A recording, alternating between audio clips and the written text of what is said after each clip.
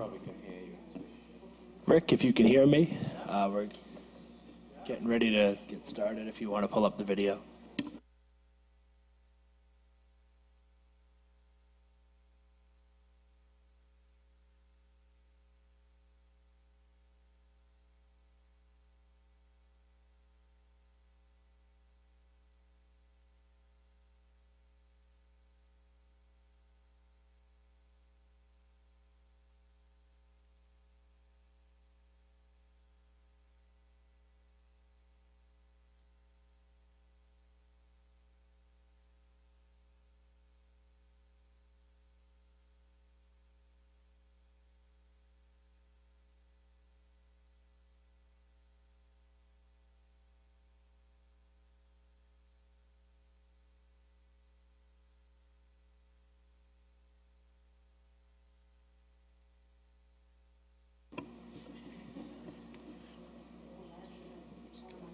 Once it goes.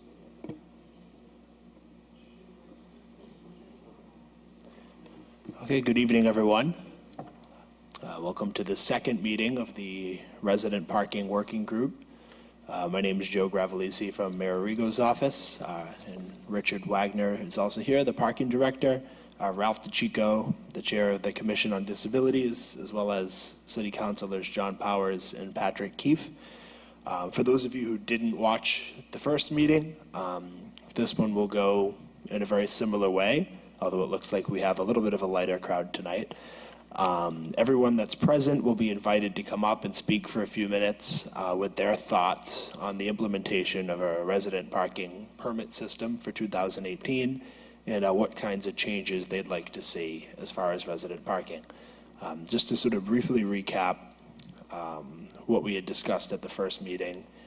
You know, Revere right now, unlike most of the cities around us, has a sort of ad hoc street-by-street system where most streets are not resident parking only, and then there are a few streets that, you know, at the discretion of the Traffic Commission get added as permit parking only, and you have to have a permit for that sticker.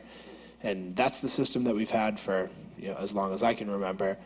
But there's been conversation, a lot of conversation around creating something a little bit more comprehensive. So the idea is, you know, what should that system look like? What kinds of problems might exist with it that we want to think about in advance and fix? So we have this second public meeting tonight. We'll be having a third meeting on October 11th during the day, which will also be held here. And that'll be on Revere TV as well. Full details on the city calendar. So before we open the mic to the audience, I just didn't know if our city councilors, as well as the parking director, wanted to make any opening comments. So Councilor Keefe, if you want to get us started. Thank you, Mr. Gravelisi, and welcome to tonight's meeting.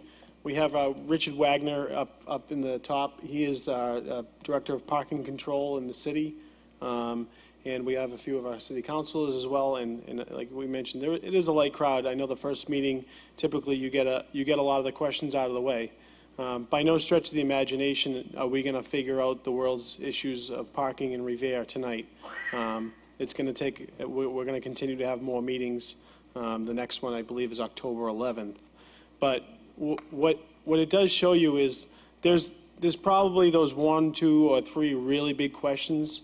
And people get them out of the way, and we tend to get to the nitty-gritty of how it's going to work in each neighborhood. Because there is, make no doubt about it, there is going to be a permit parking program in the city. The date of implementation, that's probably something that I think that we would like to hone down on, and roundabouts when we would look at implementing this program. I think it's really important. It's necessary in the city. And Councilor Powers and I were just talking. It's going to take a block by block approach. We can't just take one felt swoop and paint it across the city, because there's so many vastly different neighborhoods and vastly different needs of the neighborhoods. So just to reiterate how we talked last week, this plan is to help the homeowners of the city of Revere. That's what it's there to help. And the renters, the people who live here and live freely and are participatory in the city and give back to the community, the people that are responsible of their neighborhoods, the people that are respectful of their neighbors, it's there to help them. What it is also there to do, it is going to hopefully deter the people that are here just to come and take and not give back to our city, that have no regard for their neighborhood, have piggish ways when it comes to 7, 8, 10 cars for a single-family home. There's no doubt about it. Those are the target properties, and that's the audience that this is not going to be a good plan for. We want to make Revere a place where you can come, own a home, or rent responsibly, and be here in good standing, and not have to come home from work at 6, 7, 8 o'clock at night and not have a place to put your car. Understandably, some people do have driveways, and that's obviously a really good convenience. But today's Revere, when you have a city that was built and founded well over 100 years ago, and the homes that were built, a lot of them were built for only 1 or 2 cars. Most homes were only built for 1 cars. I would say if you took the aggregate across the city. Some homeowners that have a 2-car parking, it's probably a luxury. Some homeowners that have more, that's a super luxury. But we understand that a lot of homes have one parking space, and the average family probably has 2+ cars nowadays. So we want to try and help alleviate that.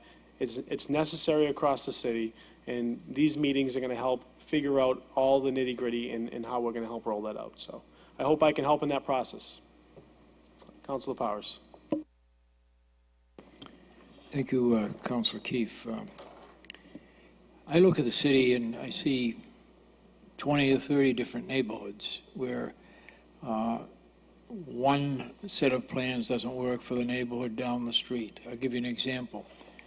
Beachmont, which is not my ward, but you have Crest, Bellingham, Endicott, Bradstreet, all those streets up there.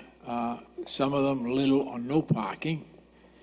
And you can't just come up with a system that's going to say to the person that's been living there for 30 or 40 years, you can't park here anymore. Go park down on Winthrop Avenue or something, or Crescent Avenue, something like that. You can't do that. So every different neighborhood is very different. The area, the same thing applies, I think, to Ward 2. I think you've got similarities up there. If you take Highland, Hitchbond, Thornton, those streets up there, houses are close, little or no parking except on the street. The area I represent, of course, is the Point of Pines, Lower Revere Street, and my ward runs all the way up to the Broadway Business District, up to School Street, Library Street, that area there. I think I'm very fortunate in this respect that down on the Point of Pines, resident parking, I think, depending on how the neighbors feel down there, would work fine. One of the problems we have down there is the same problem we have at our MBTA stations in our beach areas. We have a beach on Rice Avenue. We have a beach on Mills Avenue. And we certainly, while we would welcome neighbors coming down to visit their relatives and friends, we certainly would want to have throngs of people coming in from other areas of the surrounding areas like Lynn, Swampscott, that area there. To park down there, and someone comes home from dinner in the evening, and no parking for them. So that's something that we have to look at very closely. Many of the people I've spoken to down in that area, they like resident parking. It works for them. The area that I live in is, we have resident parking down there now in most areas. The last Traffic Commission meeting, we just approved Sagamore and Bellevue for resident parking, 2 of the streets down there. We have it on Beachland Avenue. We have Calumet Street. We have it on Dunn Road, that whole area. And you say to yourself, well, why? There aren't that many. Sure, go ahead. What is it 24/7 down there, or 5 days a week? What's the time? Currently 5 days a week. How many hours a day? Till, I believe, 5 p.m. Yeah, that's acceptable. Yeah. And I have resident parking in front of my house. and it works fine. And again, getting back to the rationale for resident parking, MBTA stations. You can't have people coming from other sections of the city and parking in front of your home, and you're coming home, from work or wherever, and you don't have a parking space. And that's been down there since I've lived down there for over 30 years, and it seems to have worked out well. Oak Island, there are sections of Oak Island where people, there's no beach down there, there's no MBTA station down there, so people come home at night, they come into their neighborhood, and there's normally parking there. It's not that much of a problem. Could very well be down the road. The other section of Oak Island, Arcadia, Elliott, New York, and Argyle Streets, close to the beach, that could become a problem down the road. With development going on the boulevard, which is, for the most part, being done as a matter of right. If the zoning is in place, you can't stop people from building if something is zoned RC1 or RC2. You can put in certain requirements, but you can't stop them. Sure. We have at least a minimum 2 parking spaces, many buildings that's going up now, like the future. That's a good, that's a good question. I don't know anyone that has 1.25 cars, So folks, if we could, everyone's going to have their chance to speak, so I would ask if people just come and speak, everyone's going to have a chance, and because it's not like last time, we have a pretty small crowd, so I don't anticipate having to put a 3-minute cap. So just, wait your turn, come speak when it's your turn. Thank you. So again, those are my feelings, and it's my intention down the road to have neighborhood meetings with regard to parking. Have a meeting, let's say, at the Pines Yacht Club, and let everybody from down there come down and voice their opinion. Have another one at the Jack Satter House. Have another one at the high school. Let people make a determination as to what the majority of the people want, and there's a lot of things that can be ironed out by discussion, not just by a vote up here in the city council. We have to have the input from the neighborhood, and that's basically what I intend to do. And I'll leave this now, and anybody has questions, they can direct them to the person that's running the meeting. Thank you.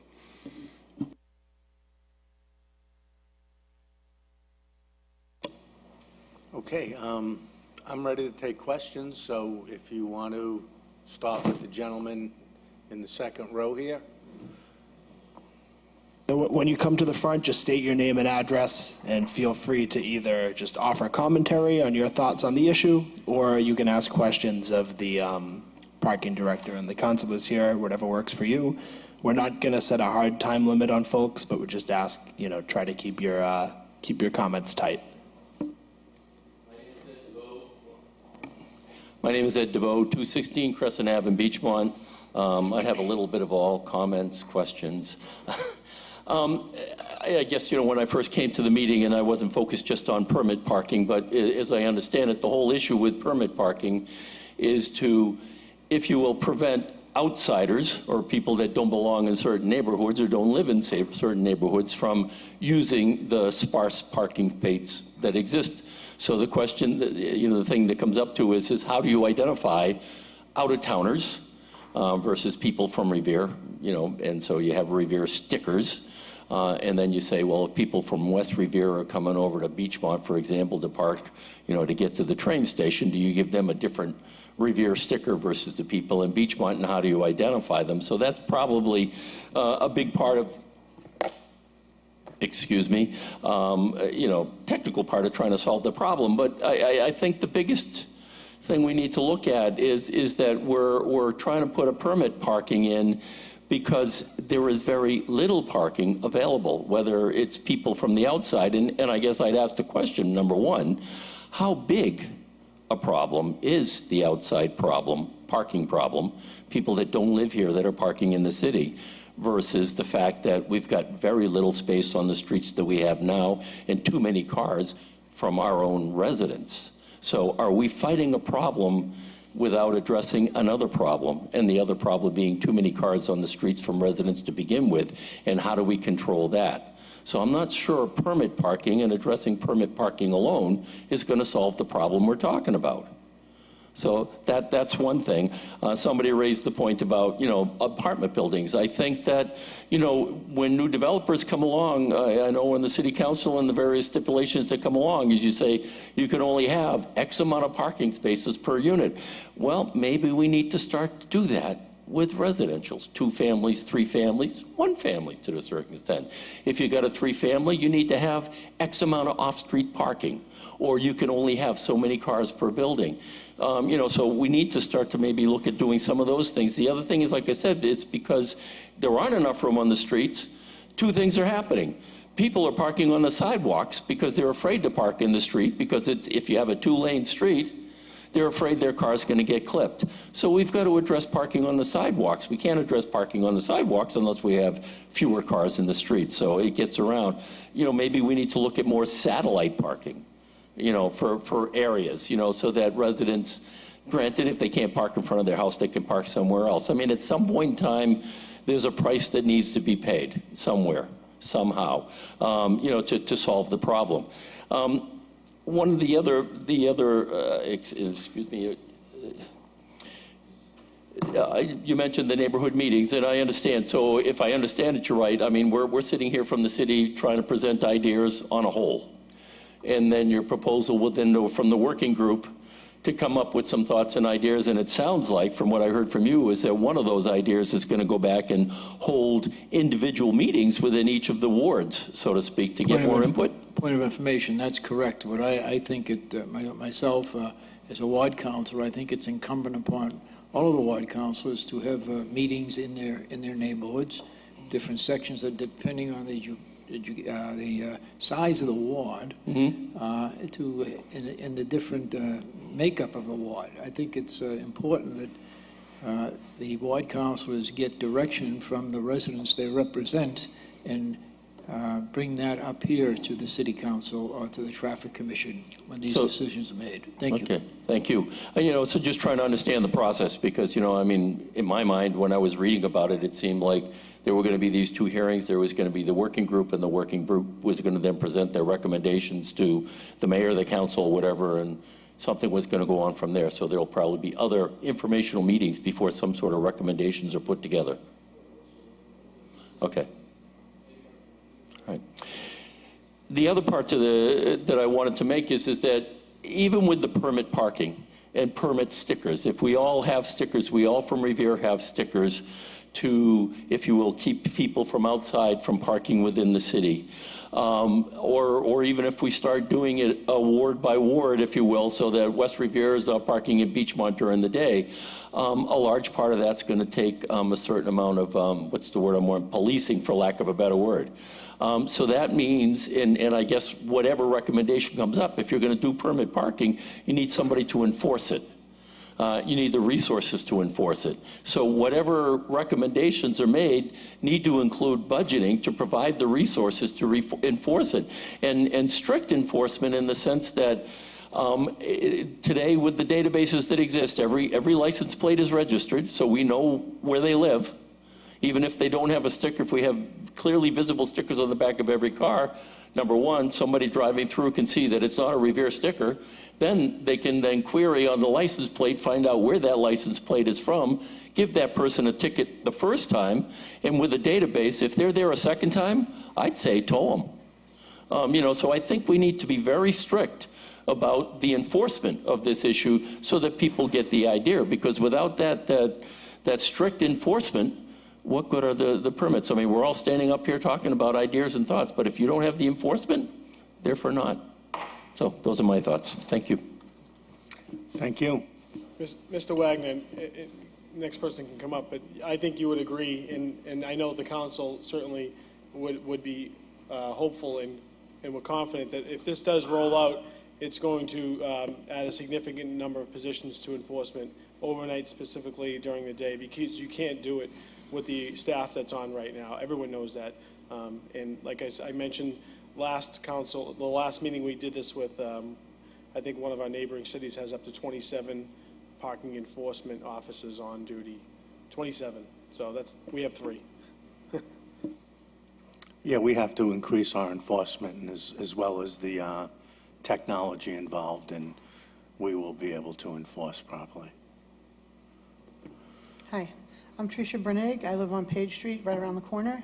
Mine's more of a comment, a huge problem. We have a very small street. A couple of houses do not have driveways at all. Several of us have teenagers who are now driving, so we have multiple cars. Our bigger problems are because we're on the Chelsea border. Chelsea has a no overnight parking, like I think it's like midnight to 8 or something like that, which is what we could have in our area, because what's happening, I've noticed, I've been watching the people, they come in, they park on Page, they park on Vinyl, they park in the areas right on the Chelsea border, and they walk into Chelsea.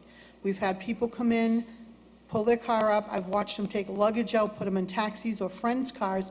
They go to the airport, the cars are there for weeks at a time. And traffic enforcement can check, I've had approximately 6 stolen cars dumped on my street, which I've called in.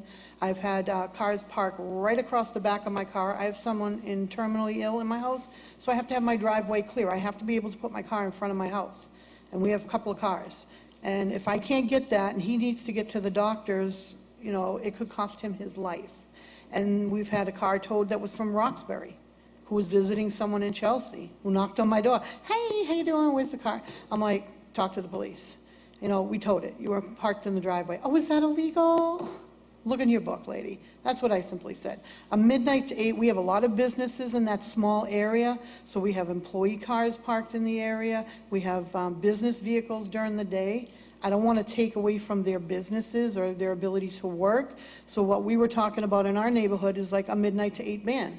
If you're a resident of Revere, midnight to 8, if you're not, get out. That gives you time to entertain, gives you time to party. That's past the quiet time hours of the city. So there's no reason for anybody. If you're going to have an overnight guest, come to the city hall and get a guest permit for that particular one, so we know where the car is attached to. I mean, there's no need to have stolen cars. I've had my cars rifled through. I've things stolen from my driveway from these people coming and going to Chelsea. We have a state trooper who has his car marked. It's a big vehicle, SUV, state trooper. They walked past his trooper car and rifled through his wife's car. I myself am law enforcement. I had a badge hanging in my car. Fortunately, the badge was still in my car. They didn't find what they wanted, but they did go through one of my cars. I mean, if they're not even respecting law enforcement, we got to get them out, because that's right on the border of Chelsea, and once they take hold of our area, it's just going to move further and further into Chelsea. As for where the money's coming from, the tickets will more than pay for it if we keep giving them out.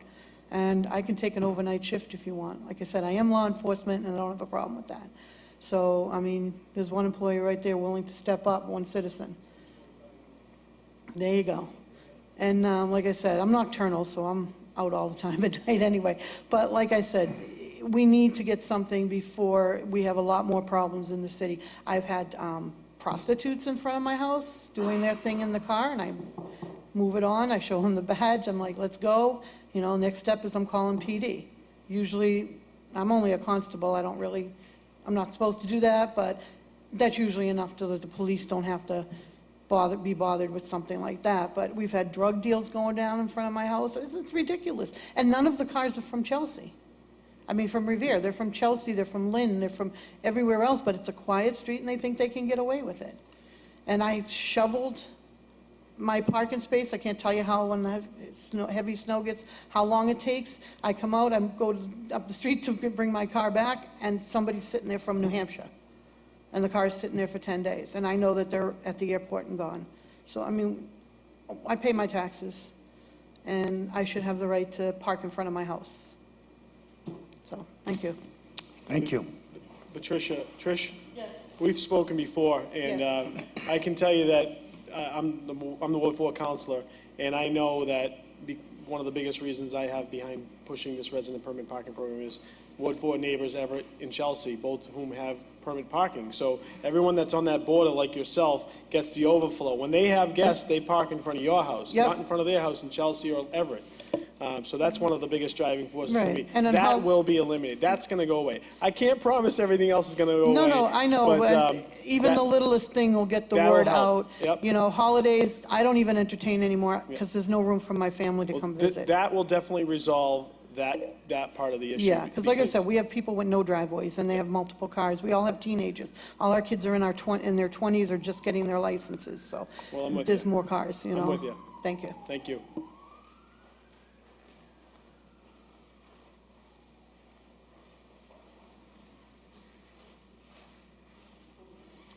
Hello, Anna Picardi, Park Avenue in Revere.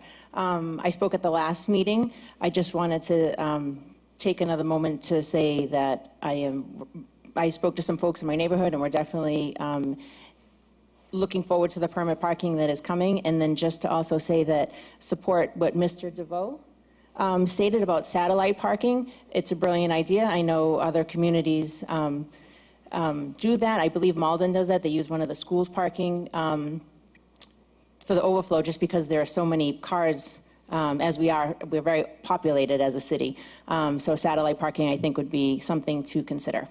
Thank you. Thank you.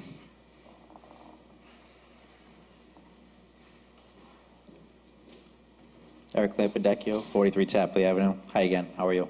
How are you today? Good, thank you. I just had a couple questions, maybe for the counselors, they might be able to help me with this.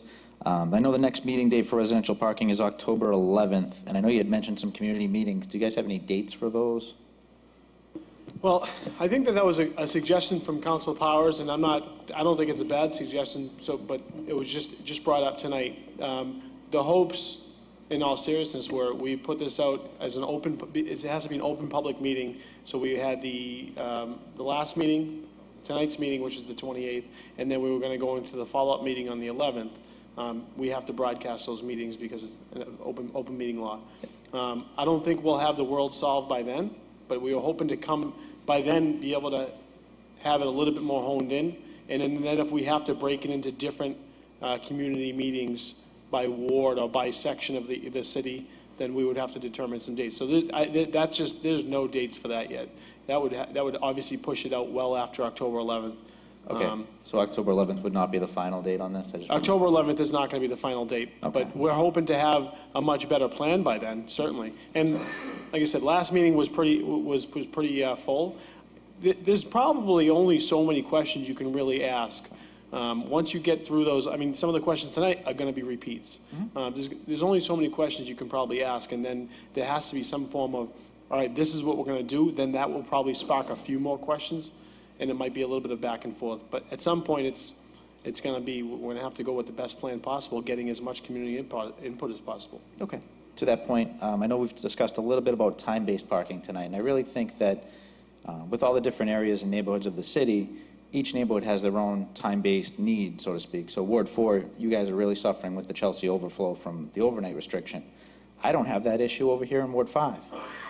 In Ward 5, specifically, as Mr. Powers alluded to, the T station areas and even parts of the Point of Pines, they get a lot of out-of-town commuters that come in, park for the day, hop on the T, and shoot into Boston. So perhaps our time need might be more of along the lines of 9 to 5. Towing is very effective. Don't tease us. We need that enforcement. My other concern is, there was another gentleman that spoke about the amount of vehicles on the street, and Mr. DeVoe recommended satellite parking, which is a really outside the box and great idea. I feel that these residential stickers aren't really going to take many cars off of the street. That's kind of my real concern. I know we're very overpopulated as a city. We're a land-poor city. And with all the development going on down the beach, I think you're seeing areas like Revere Street and Beachland Avenue and Calumet Street. They're really feeling the brunt of that overpopulation in that area. So I'm not sure what the best avenue is. I'm not sure if I know you have plenty of parking expertise, so I guess I would defer to you. Do you have any recommendations on what we could do to better alleviate those areas? I'm not as familiar with the areas themselves. You can only fit so many cars into so much space. So, you definitely have more demand than you do supply. Right. You can create supply, build parking facilities. More municipal lots, perhaps, or? Municipal lots, garages. Okay, awesome. All right, thank you.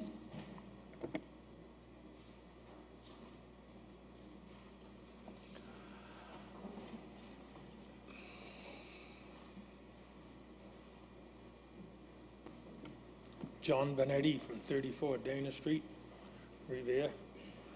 My concern is quality of life.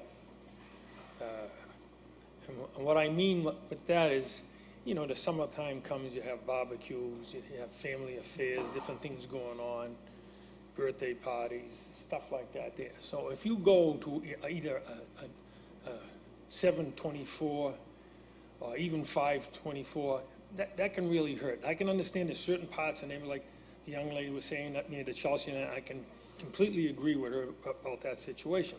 But everyone has got a unique situation. But in the overall picture, you put this program in, and then you forget about people live there, and then all of a sudden they're having a couple of barbecues, and now they can't have a barbecue because nobody can park on the street. Now Chelsea will allow you to do that at $10 a whack. So if you've got 20 people coming with just say 10 cars, that's $100 every time you have a barbecue. My life is gone. I don't have a life.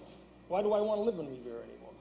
Now, like John was saying, his situation, I asked him the question, what his hours were, and they're working for him. Now, where I am, generally off of North Shore Road, Dana Street, Garfield Ave, Centennial, Cove Street, you know, Walcott Road, all through there, the 7 to 12 works, it gets rid of the MBTA people as a rule. We get a straggler sometimes, he comes in maybe 12:30, he's usually gone by 4:30. Most of them are gone. By the time people come home, they're gone. The few cars that sneak in after 12 o'clock. But that's only 5 days a week. So that leaves people time to, you know, have, you got a 4th of July party, you got a Memorial Day party, you know, you got an end of the year party, and a few parties during in between that. What if you got a birthday party? People have got to realize that if they're not careful, one day, what good is living? You can't do anything. Now, I can understand we have parking problems, and you're always going to have it. And one of them is this city's allowed buildings to go up, John, you know that, 1 1/4 parking. That's totally ridiculous. You want to build a brand new building in this city, change the damn ordinance to 2 cars at least. And then we have another problem. You turn 1s into 2s, 2s into 3s. They constantly do that in this city. We got 2 on the Home Street with 0 parking. They took the parking meters away. Why'd they take the parking meters away? Because they know those buildings are going to have somebody to park there. Oh, no, these are commuters. They're not going to have cars. Now, come on. That's not the case. Now, another lady was saying cars are there 10 days. That was the one from way up near the Chelsea here. She's right. But we have an ordinance. 72 hours is all a car can stand in one spot. Look it up. Look it up. 72 hours. That means anybody, if you're not moving that car every 72 hours, you should have a ticket. Oh yeah, she got mad at me. She got mad at me the other day. She blasted me for that one. All right. Why are you picking on me? I'm just trying to show you. For years I tell you can't do that, but they don't believe me. So the thing is quality of life is also another issue. All right, and we have to change. You know, the down. We got to get two parking. You got to stop. Now, I know up in Hitchbond Street, Thornton Street, Centennial Ave, a lot of those there, those were 3-deckers. They're now 6 families, some of them. Some of them were 6-deckers when I was a kid, because that's how long I've been here. I've been here all my life, 75 years. They were turned into 12 families. Next door to me, I got a rooming house, basically. I got 7 people living in a 1 family. And you know what the city tells me? They can rent rooms. That's what I get. Those are the answers I get. The 3-decker behind me, 21 names on the mailbox, because I don't care if I walk up on the porch. Put me in jail if you like. I'm waiting for them to take my American flag down. That's how I feel about the end. This is the stuff that goes on. Now, the thing is like the other gentleman says, there's only so much parking. Now, I know people, and I'm not mentioning names because I don't do that got driveways that don't use them. Maybe we should enforce that. If you have a driveway, after, say, 9 o'clock, your car has to be in that yard. They do that in Swampscott and those places. That's how it works. So all I'm saying is when you're thinking about this program, and the same thing with the audience, you better Just think about the overhaul problem. It's not an easy one. It's very hard. It's complicated to solve. Every neighborhood's got a problem. Another one's got another problem. 7 to 12 has worked for me since it was put in. It's been there a very, very long time, like John's has. It works. 5 days a week. You start doing it 7 days a week, it's going to cut into a lot of people's problems. Like I say, you got parties, you got, things in the summertime. We don't have enough city parking, so we can use another lot somewhere, as we've sold it all off at dollars. Dollars, pennies on the dollar we sold our property. The Walker School, the Liberty School. I can go on and on and on. All these properties, we sold them off. When they were selling them off, I knew they were going to be in trouble someday. Hold on to property. It's only a small piece of property. Wait, you make $20,000. That's going to really save the taxpayers money. You sold a ton of land to Atlas for his parking. Ton of land. I want quality of life for everybody in this city. Everybody is unique, but everybody's got to understand one thing is you can't always park in front of your house. Now, here's a case in point. The gas company's working in my area. My street's just loaded with equipment, pipes. I don't have a problem with it because it's going to move eventually. But sometimes I come home, I got to park a block away. I'm 75. I can walk a block away. You're telling me a 30-year-old can't walk a block away? Give me a break. All right? That's the thing. So that's all I really want to say, and I hope you really take this into consideration. The biggest thing is, if you do this and now nobody can have a party someplace, and if you do it like I says in Chelsea, they charge you, all right, every time you want a guest. I mean, why should people, the older generation, the ones that still got family, they're going to want to leave. I already got friends say, why do I want to stay here? I've been on my street 64 years on Dana Street. And the rest of them are up on Walcott Ave. I mean on Walnut Ave, all right? Now, I don't want to move, but what am I going to do if I just have to stay home by myself all the time? I can't have guests, And what are we going to do when it's Christmas or Thanksgiving or Easter? Or if it's Jewish faith, Hanukkah, and things like that there. Or if you're sitting Shiva or something like that, what are you going to do? You're going to charge people for that? It's just not fair. So I'll cut it off there. Thank you for your time. Okay, we appreciate your input. Mr. Ryder, I actually have a question you might know better than me. How common is it on holidays like Christmas or 4th of July to just not have parking enforcement out in cities that have a policy like this? Well, a lot of holidays, there's civil service workers, they're off, but they can certainly be scheduled to enforce.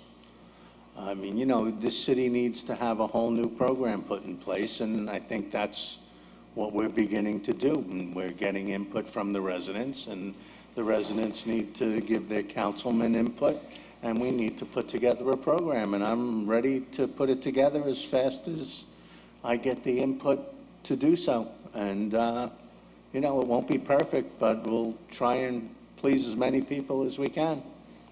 Thank you. All right, good evening. Brian Parsons, 305 Prospect Ave, Revere, Mass. I'm also a lifelong resident and worked 35 years for the city of Revere. And now I have the pleasure of being retired and able to walk my dog and run the streets of Revere. And it occurred to me that we're being redundant now, and I understand that we're going to have to tailor this situation to each different neighborhood. And I believe some of the offshoots of a strong economy and a booming nation, in which I think we are right now, is the ability to attain cars, and which is a good thing. But I think, judging from everyone's comments, I think it's almost impossible with legal apartments and illegal apartments, and people mentioned, names on residents and so forth. I believe it's impossible to extrapolate exactly how many people are in and where and how many vehicles that we have. And that being said, I think that some of the things that we didn't mention was, I was quite alarmed the other day on streets next to my neighborhood I was running up Vane Street the other day, and I watched the fire apparatus try to make the turn and make this and try to go up the street in the middle of the day, and that was quite alarming. And this was in the middle of the day when most people were out working. We have to work hard on this. I don't know what's the right situation to be, but one thing I did see in the streets where I was walking around, gentlemen, ladies and gentlemen, was the existence of people running businesses out of their houses with multiple vehicles at all times. I don't know if there's a city ordinance that pertains to that. Parking alone, I don't know what that was, but it seems to be a prevalent problem on all of the streets where I was, and that's just in my neighborhood. And I don't have it too bad compared to some of these good people that are here. But it is a massive problem, and it's gonna take some time and some imagination to figure it out. Thank you for listening. Thank you.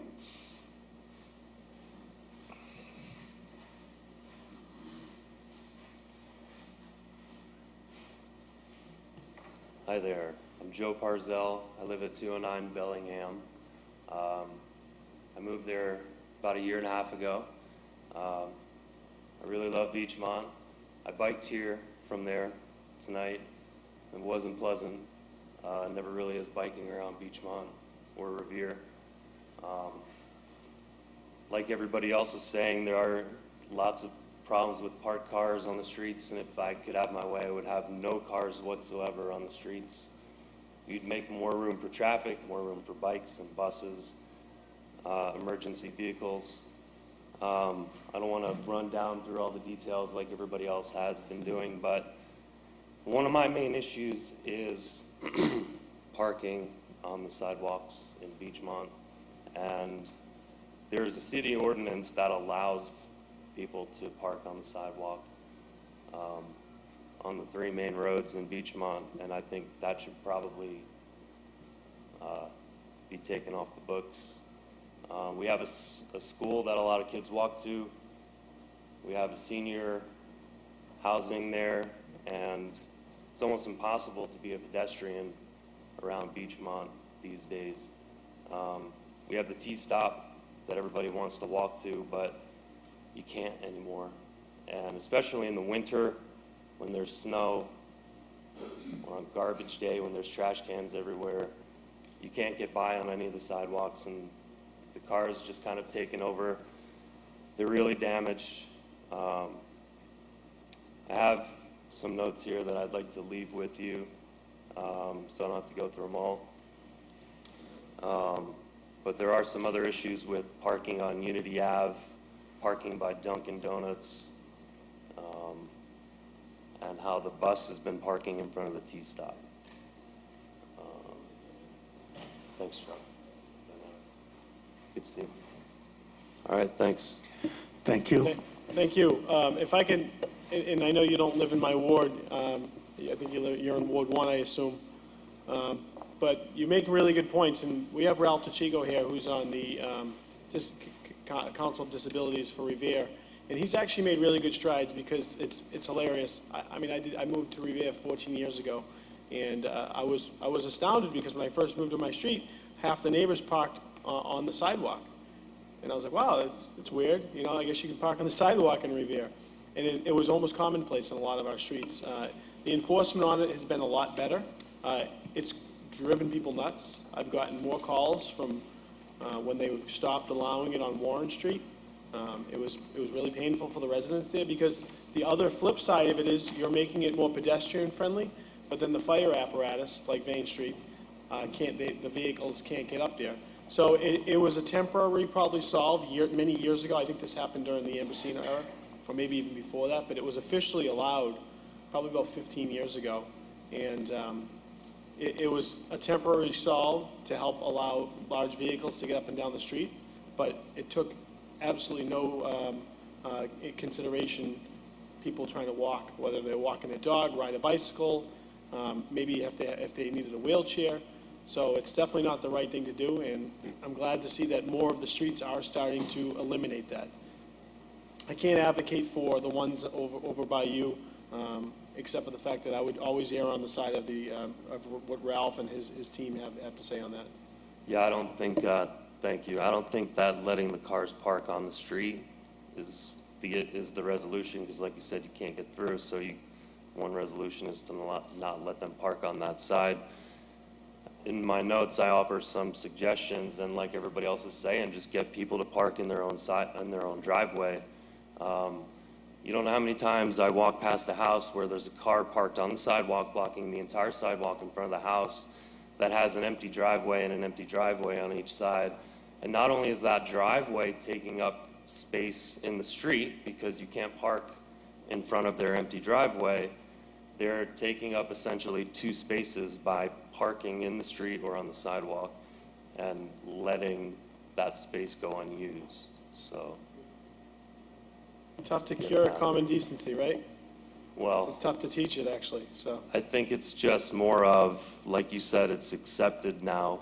And unless you're a pedestrian like me, who has to walk down to the T-stop every day, or who bikes, everywhere they can, you're not really gonna think about it too much. And I think back to the days when I was more of a driver than a pedestrian and a cyclist, and I probably wouldn't care too much back then about these issues, but now, I am, so here I am.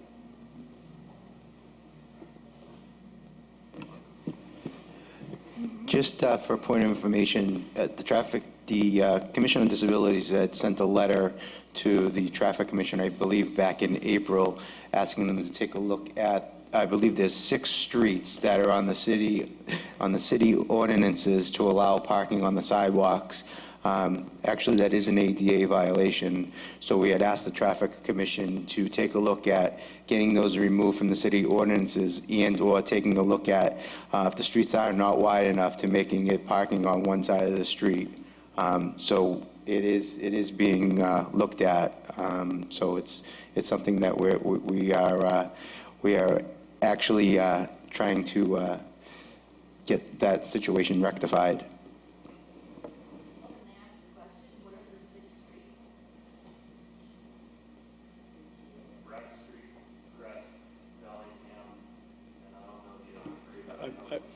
Vane,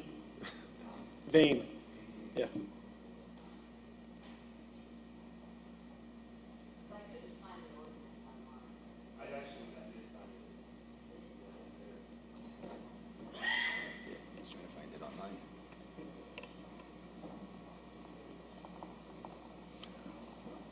Are there any other questions?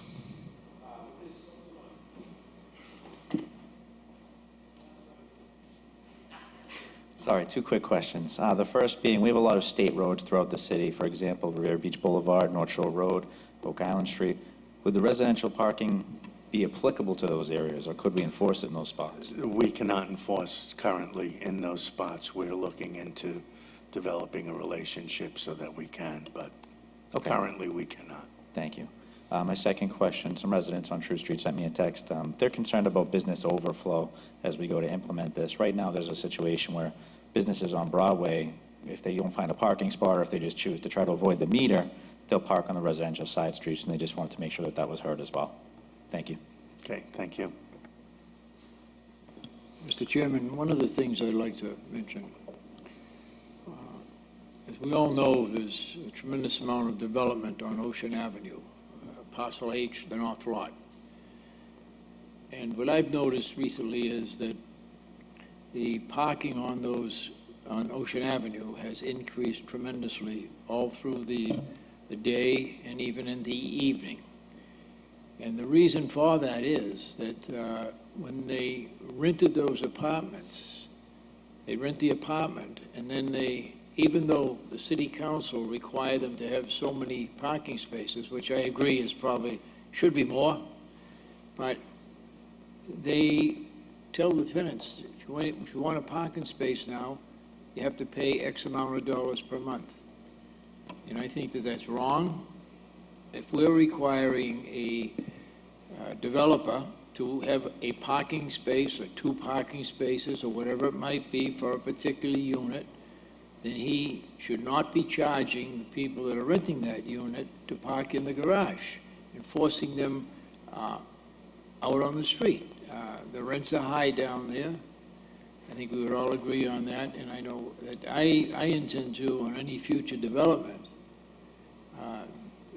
be sure that there's an agreement between the city and the developer that when you require X amount of parking spaces per unit, the person does not have to pay extra for those spaces. They pay their rent, and they get whatever it is, 1 space, 2 spaces, 1.5 spaces. I don't know how that works out, but that should be enforced strictly, because what you're going to have down on Ocean Avenue, DCR is going to come along this winter when we get the heavy snows, if we do, and we normally do, and they're going to get the cars out of there. Yeah, we had, Councilor Powers, thank you for that excellent point. I know we had discussed this at the previous meeting as well, so I just want to reiterate, my thought independently on this is I do know in some communities where they have resident parking, they do have it so that, part of a development agreement, if it's an apartment building that has a parking garage or an off-street parking lot, residents of those addresses are not eligible for a street parking permit. They have to, park within their development, their garage. And I would agree with Councilor Powers that it's something that they shouldn't have to pay extra for, but just my. Thank you, good point.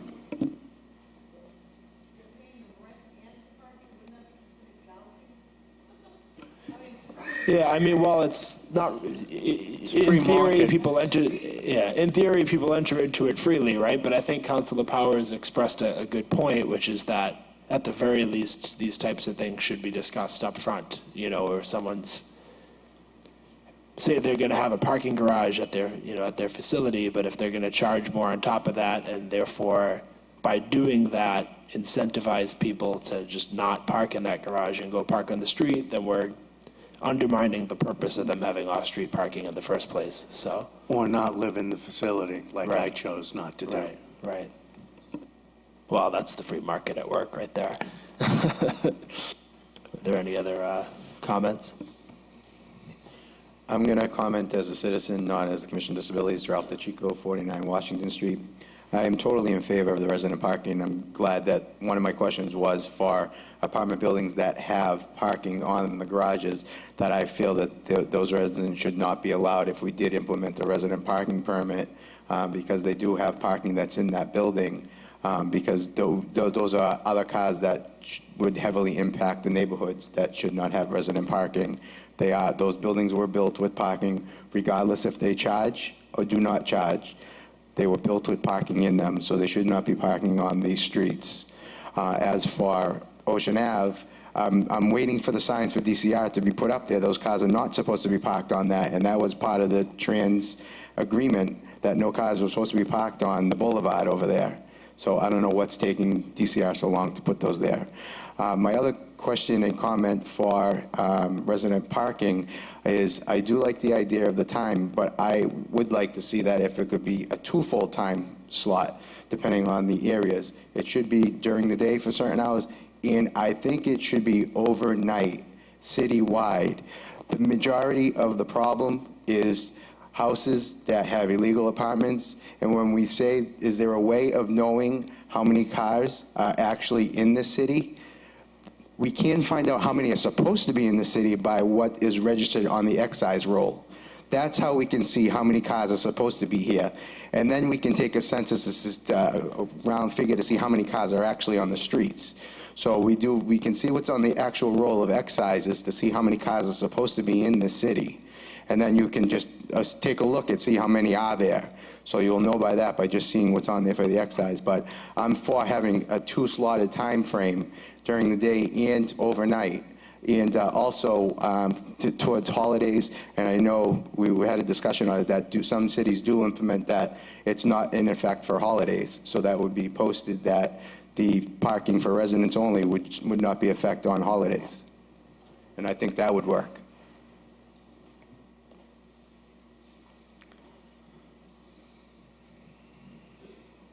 Just to follow up on that comment, and that's what I was referring to about the databases earlier, because, through registrations and excise taxes, we know where they live. And even to get to the apartment buildings, if the apartment owners, the developers, are charging their renters for the parking spaces, and those renters don't want to pay it and they want to park in the street, well, I would think as a city, or working with the DCR or whoever, depending upon where their property is, we can restrict the parking in the street. And we can tell if they're in that apartment building, because we can tell by their registration where they live. And we can ticket them once, tow them the second time. So there are ways, through the information that's available, creating databases and 21st century policing and enforcement, yeah? Okay. Thank you. Yeah.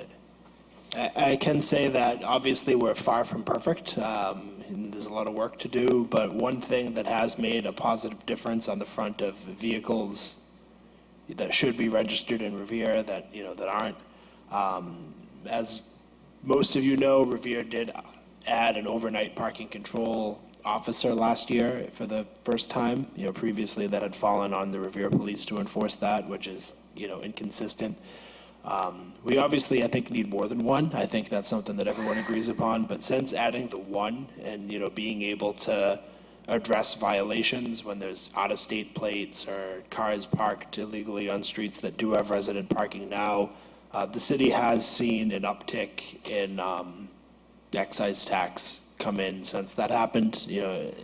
I think people are being incentivized. They realize that they are going to be ticketed if they're parked illegally overnight now. So hasn't addressed all the problems, but at least it goes to show that people are definitely onto something when they say that's one of the big issues is, if you have 10, 12, 13 vehicles in a 3 or 4 family dwelling, how many of those vehicles aren't registered in Revere? So seeing a little bit of progress on that front, but obviously there's a lot more work to do.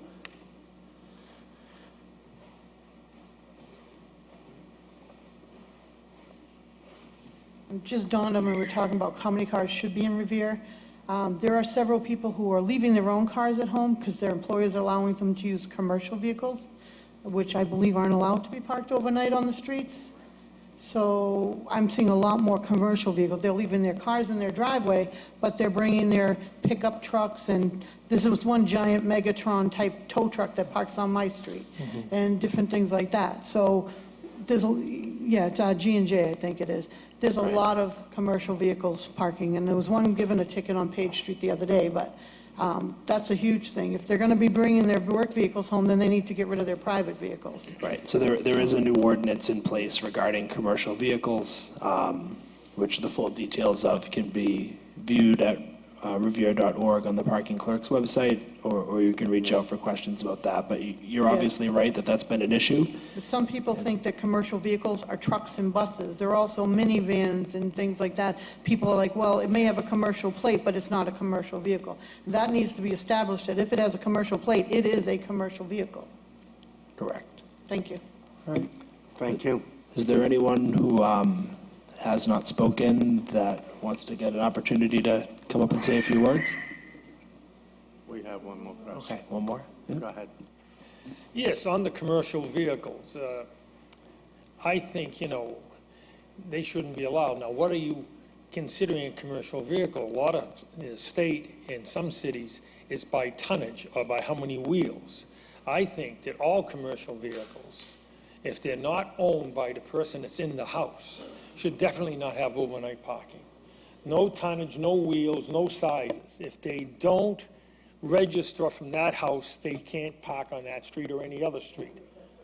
All right? Right. That's- And that's any any vehicle with a commercial plate, the commercial ordinance applies to.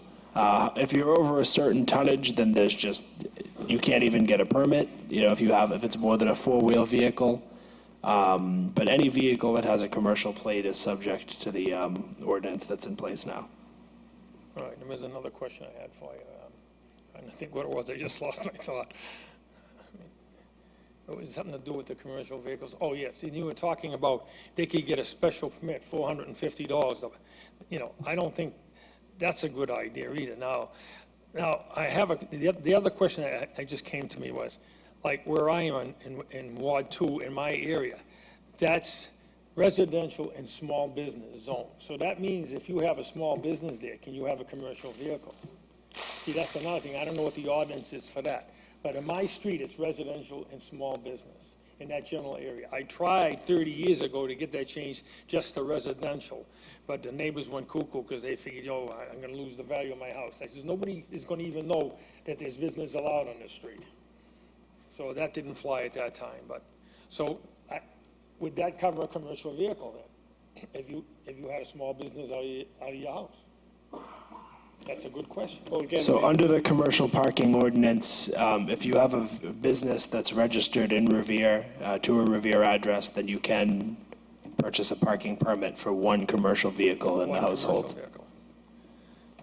The other thing, we can go on forever, there's a million questions you could ask, like I say, but there are people that don't use driveways, as has been said before. And I also know where there's yards that they could put driveways in and they don't. And I don't know if you could possibly force something like that on them. Well, perhaps the city can offer some incentive for people Right. to add more parking to their Right. properties. So that's something to discuss. I mean, it's in the really future. a big problem, the parking. For every area has, like I said, like we talked before, has their own problem, so. Right, and we The only will thing is, like I address it say, area I'm by still area. interested in quality of life, though. I don't want to be shut down somehow and I can't do anything, because that's no fun. Right. I might be 75, but I still like to have fun. Thank you. Okay, have a good night, thank you. I had one more procedural question, I guess, in terms of following this meeting. So the next meeting is on the 11th. It's the working group. I guess it's open to the public as well. My question then is that are you going to be basically summarizing all of the points, the notes, the issues, or whatever that people have raised in these two meetings to present to the working group so that then the working group can go through and present some sort of a recommendation or report from there?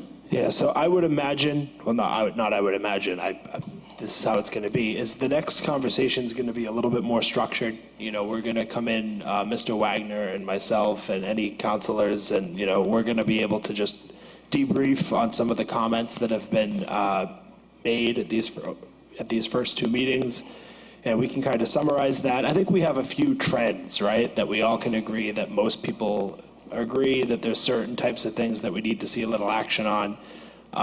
So we can circulate sort of an agenda in advance of October 11th, which will certainly be posted publicly, just what types of things we kind of need to hone in on a little bit more. For instance, the hours of a resident parking program, how guest passes would work, or holidays, or things like that. So, there's going to be some sort of posting of the initial thoughts and findings, and then from there, we should be able to kind of focus the conversation a little bit more. Yeah, I was going to say that would be helpful.